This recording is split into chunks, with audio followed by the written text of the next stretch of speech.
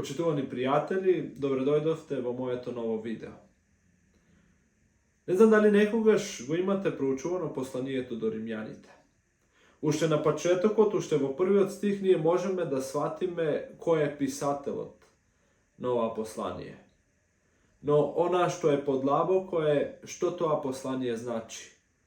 Какво значење имало за луѓето во првиот век и за луѓето до кои што е напишано тоа писмо. И затоа оваа серија видеа ќе го искористиме баш за тоа, да влеземе подлабоко во текстот на посланието до римјаните и да видиме што тој значел не за нас, туку за нив во тоа време, во првиот век. И како тоа писмо можело да делува на тие луѓе и да им ги промени животите. Она што можеме да го приметиме е дека Павловите писма, кои што ги имаме во Библијата, се значително подолги од писмата кои што биле пишувани во првиот век, од тие обични писма. Конкретно, писмото до римјаните, односно денес познато како послание до римјаните, во себе содржи 7114 зборови. Првовековно писмо имало три елементи. Односно, во својот увод, тоа содржало име на човекот кој го праќа тоа писмо, адреса до каде се праќа, односно до кого се праќа и поздрав на крајот. Но Павле пишува подолго. А зошто? Сигурно не без причина. Јас сум сигурен дека тој имал причина за тоа. И интересно е дека тој, односно Павле, ги следи тие упатства за тоа како се пишува писмо. Односно, во воведот на тоа писмо, ние ги имаме сите три елементи. Во првиот стих, тој се представува. Од 2 до 4 стих го читаме како тој кажува како се исполнил Стариот Завет преку личноста на Исуса Христа. 5 и 6 стих тој опишува таа своја специјална задача која му е доделена да ја изврши. И 7 стих тој се обраќа до верниците и ги поздравува со својот вообичаен поздрав. И денес би сакал да ги проучуваме токму тие стихови. Послание до римјаните, првата глава од 1 до 7 стих. Па би ве повикал да ги отворите своите Библии и да го пратите текстот заедно со мене, а доколку немате Библија, слободно јавете ми се и ќе се потрудиме да добиете бесплатно Библија. Како што реков, читаме послание до римјаните, првата глава од 1 до 7 стих, каде што пишува вака. Павле, слуга на Исуса Христа, повикан за апостол, одделен за Евангелието од Бога, кое тој го вети однапред преку своите пророци во светите писма, а кој зборува за неговиот син по телото роден од Давидовото семе, по духот на осветувањето посведочен за Божи син во сила, преку воскресението од мртвите, Исус Христос нашиот Господ, преку кого добивме благодат и апостолство, за да ги приведеме сите народи кон послушноста на верата заради името Негово, меѓу кои сте и вие повикани од Исуса Христа, до сите возлюбени од Бога, повиканите свети кои се во Рим, благодат вам и мир од Бога нашиот Татко и од Господа Исуса Христа. Како што реков, Павле овде користи една подолга форма, продолжена форма на увод. Но, сигурно забележавте, имаме многу интересни елементи. Па ќе одиме стих по стих да ги разработиме. Што ни вели првиот стих? Павле, слуга на Исуса Христа, повикан за апостол, одделен за Евангелието од Бога. Павле се представува на црквата во Рим со некои називи кои го идентификуваат него самиот, но и неговиот Бог. Исто така тој употребува термини за да ја опише својата функција и својата цел. Зошто го пишува тоа писмо? И како што примеќаме, овде вели Павле, слуга на Исуса Христа. И овој збор дулос, грчкиот збор дулос е еднаков на старозаветниот термин за роб. Со тоа Павле сака да ни каже: јас сум потполно посветен и сум ставен на потполно располагање на мојот Господ, на мојот Бог. Се што правам заради Него.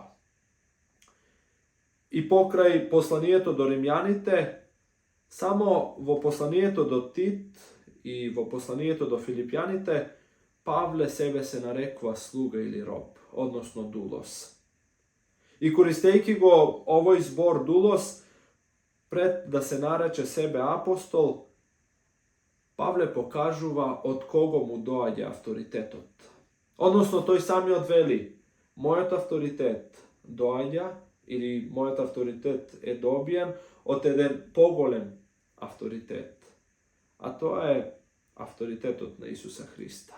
Во овие први зборови од посланието до римјаните, ние можеме да сватиме која била неговата цел. Зашто живеел Павле? А тоа било да биде слуга на Исуса Христа. Да работи за Него. Да се стави на потполно располагање. Потполно да се предаде во Негови раце, да тој работи со Него, да тој делува преку Него. Но потоа, после слуга на Исуса Христа, тој вели: јас сум повикан за апостол. Павле себе се нарекува апостол во секој увод, освен тој не го користи зборот апостол во посланието до Филипјаните, прва и втора Солуњаните и посланието до Филимон. Тој вели: јас сум повикан за апостол. И тука им дава до знаење која е неговата дејност, како работи тој. И сака да им каже: ова што јас ви го пишувам, ова писмо не е од мојот ум излезено.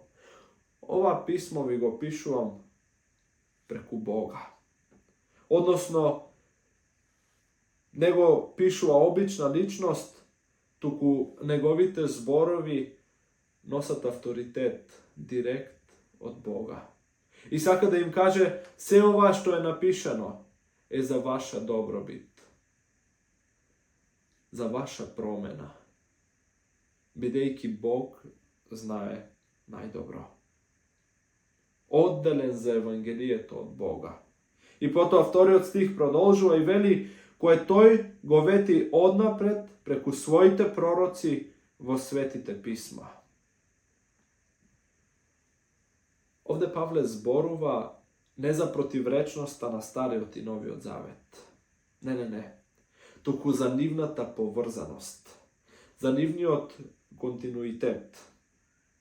И тој во овој стих се допира до двете клучни ветувања, односно двете клучни теми во посланието до римјаните. А тоа се ветувањето за Исуса Христа и втемелување на Божјото спасоносно откровение во неговото претходно дело, кое што е опишано и во Евангелијата, но и во списите на пророците. И тој продолжува и во третиот стих и вели: ако е зборува за неговиот син по тело роден од Давидовото семе. Овде Павле вели: браќе и сестри во Рим, еве кој е центарот на Евангелието, кој тој го вети однапред преку своите пророци на светите писма, а кој зборува за неговиот син по тело роден од Давидовото семе. Кој е центарот на Евангелието? Сам Исус Христос. И овде Павле го искористува зборот неговиот син, односно Божиот син. но тоа е ретко за него. Тој ретко го користи тој термин, Божи син, но го користи во клучни моменти, на клучни места, за да појасни нешто. Павле овде се фокусира на Христовиот интимен однос со Бога, на нивната заедница, на нивниот однос, на нивната комуникација. И тој вели, се што пишуваа старозаветните пророци, сега се исполнува, каде? Во Исуса Христа. И ќе го прочитам и повторно 4 стих, кој што е тесно поврзан со 3 стих. Вели, по духот на осветувањето посведочен за Божи син во сила, преку воскресението од мртвите, Исус Христос, нашиот Господ. Овде можеме да повлечеме неколку паралели, но и да извлечеме неколку поуки. Ако го погледнеме 3 стих, тој вели по телото роден од Давидовото семе. Односно, од 3 стих, Павле Исуса го опишува како човек, кој што, односно, ја опишува таа негова човечка страна, неговото семе, неговата лоза. Но во 4 стих, што вели? Божи син. Односно, сега во овој стих ја прикажува и Христовата божествена страна. И тие два стиха се стихови кои многумина збунуваат. Но што сакаат да ни кажат? Што сакаат да ни истакнат? Павле овде ни покажува нам, но не само нам, туку Павле пред се им покажал на римјаните во првиот век, кои што биле христијани, дека Исус не станал Божи син или не станал Бог по воскреснувањето. Не. Тој бил Божи син од вечноста, од секогаш. И тој ни покажува дека Исус Христос не ја добива таа божествена природа после воскреснувањето. Не, туку од вечноста тој има таа божествена. Тој бил Бог од секогаш. И уште еднаш, Павле по не знам кој пат, повторно истакнува кој е центарот на Евангелието. Тој вели делото и личноста на Исуса Христа. И тоа за римјаните значело многу. Бидејќи, кој ќе се присетиме тие први христијани, кои што се надевале на Исуса Христа, тие биле збунети, не знаеле во што да веруваат и морало некој поттикнат од Бога да дојде, да им напише писмо и да им ги појасни работите. Како да сака да им каже, може би до сега верувавте дека Исус Христос е само еден обичен човек, но не, тој е Бог. Да, по телото тој е семе Давидово, но тој е исто и Божи син. Тој е сам Бог. Тој има божествена природа. Бог го поттикнал Павле да им ги разјасни работите на римјаните. Да не останат во недоумица. Да не останат нивните умови во хаос, да не знаат што да веруваат. Но да бидеме искрени. Библијата е пишувана за луѓето, односно, овие посланија се пишувани за луѓето во првиот век, во облик на писма. Но не се само за тогаш. Тие имаат големо, да не речам огромно значење и за нас денес. И ние можеме да се поучуваме од нив. И Павле продолжува после и во 5 стих и вели, значи го опишува Исуса Христа, нашиот Господ, и вели, преку кого добивме благодат и апостолство, за да ги приведеме сите народи кон послушноста на верата заради името Негово. Павле овде продолжува со целта на своето апостолство. Да ги приведеме сите народи кон што? Кон што вели тој? Кон послушноста на верата. Приметете, послушност и вера. Да бидеме искрени, многумина денес во 21. век мислам дека послушноста и верата не одат заедно. Но овде Павле ги става во ист кош.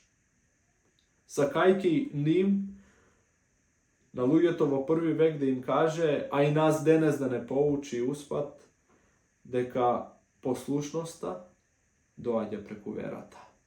Нема друг начин. Тој вели, драги римјани, можете да се трудите колку сакате. Колку сакате. Да правите што сакате.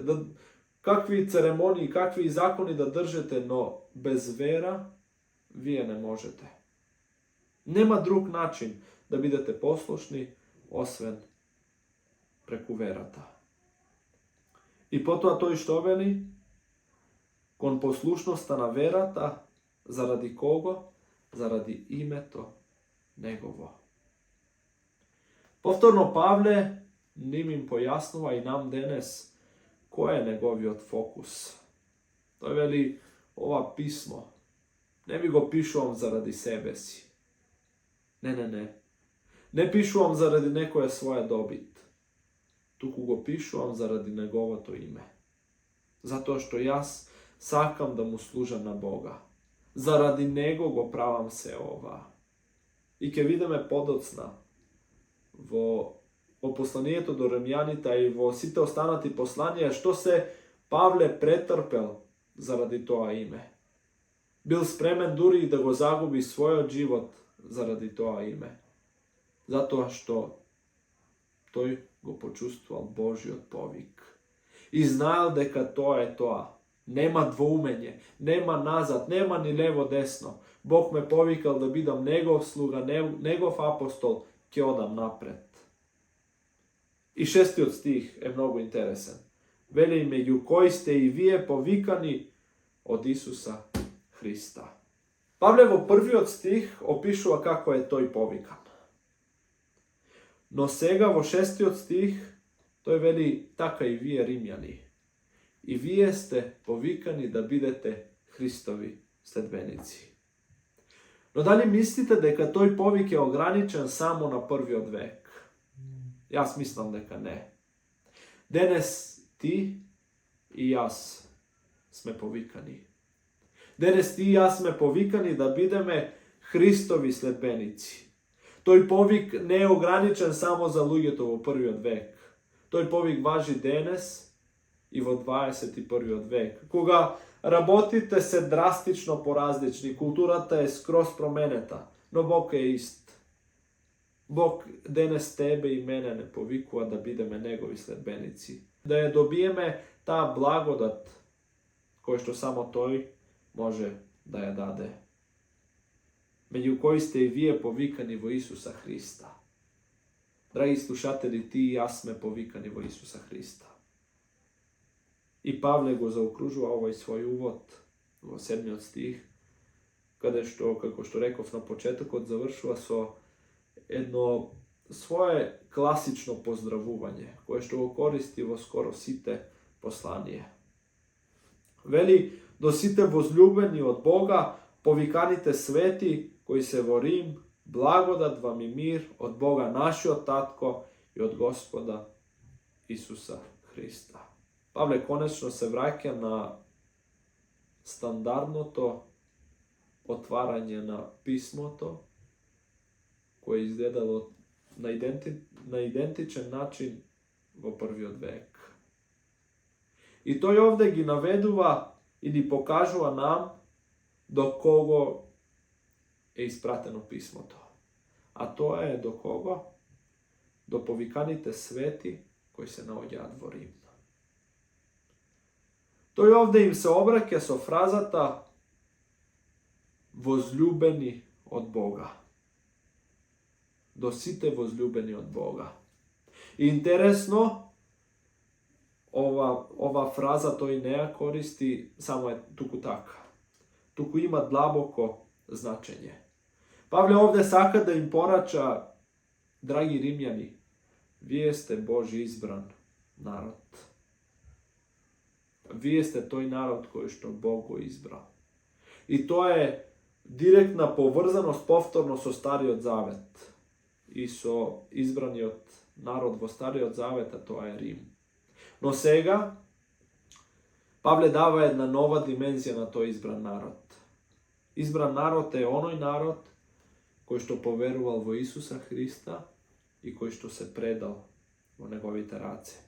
Кој што поверувал во неговата жртва и неговата служба. И повторно Павле ни дава уште еден термин за размислување. А тој вели повиканите свети. Зборот свети тој го користи уште 38 пати во своите посланија. И каде и да го најдеме тој збор свети, тој го користи во контекст за да ги означи христијаните во своите писма. Оние кои што поверувале во Христа. Тие ги нарекува свети. При што фокусот не е на начинот на однесување, туку на статусот. Христијанин е оној човек кој што поверувал во Исуса Христа и кој што преку Исуса Христа бил посветен. И кога доаѓаме на крајот од овој увод, може би ќе речеме, па овој Павлов увод ништо не значи за нас во 21. век. Но дали е навистина така? Зарем сите овие зборови не значат барем нешто? И те како значат? Павле во овој увод не истакнува само кој е Исус, каква личност бил тој, туку тој го истакнува и неговото дело. Што Исус направил? Односно ја истакнува сршта на Евангелието. И денес можеме да кажеме, луѓето не се заинтересирани за тоа Евангелие. Не се заинтересирани за Исуса Христа. Но тоа Евангелие, драги слушатели, односно личноста и делото на Исуса Христа, се клучни за спасението, но и за христијанскиот живот. Нека овој Павлов увод ни биде за подкрепа. Да бидеме христијани кои што се на место, кои што го прифаќаат Исуса Христа со сето срце, со сета душа и го следат неговиот пример и неговото дело. Ви благодарам на вниманието. Се гледаме во наредното видео.